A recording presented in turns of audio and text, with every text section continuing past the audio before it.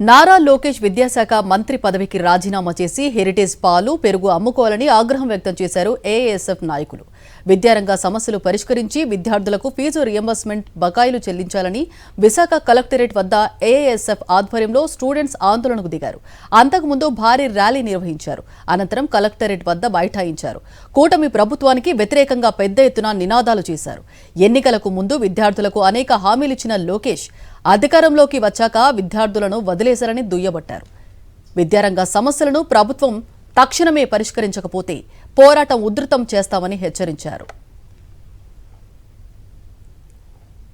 ఈ రోజు మేము అడుగుతా ఉన్నాం, గతంలో వైసీపీ ప్రభుత్వం విద్యార్థులు మోసం చేసిందని చెప్పేసి ఈరోజు మోసపూరిత హామీలు ఇచ్చి అధికారంలో వచ్చి విద్యార్థులను పక్కన పెడతామని చెప్పేసి ఆల్ ఇండియా స్టూడెంట్ ఫెడరేషన్ ఏఎస్ఎఫ్గా మీ రోజు నారా లోకేష్ గారు సూటిగా ప్రయత్నిస్తూ ఉన్నాం. ఈరోజు ఖచ్చితంగా all India student federation Lokesh గారు భయపడతా ఉన్నారు.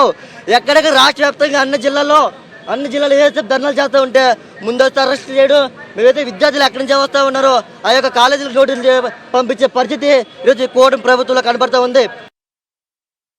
నీ తోడలుడు గీతం భరత్ సర్టిఫికేట్లు ఇవ్వడంలా నీ పార్టీలో పూర్తిగా బీటెక్ కళాశాల వాళ్ళే నీ ఆదేశాలను పీస్ ఆఫ్ పేపర్గా చూస్తూ ఉన్నాడు.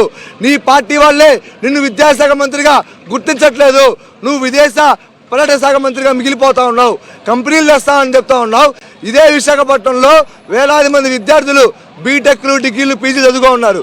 ముందు కంపెనీలు కాదు మహాప్రభు, వాళ్ళ చేతిలో సర్టిఫికేట్లు ఇప్పించు. సర్టిఫికేట్లు ఇస్తే కనీసం పక్క రాష్ట్రాలు ఉద్యోగాలు చేస్తామని చెప్పని ఈ సందర్భంగా తెలియజేస్తా ఉన్నాం. మరిన్ని అప్డేట్స్ కోసం ఛానల్ ను సబ్స్క్రైబ్ చేయండి. నోటిఫికేషన్స్ కోసం బెల్ ఐకాన్ పై క్లిక్ చేయండి.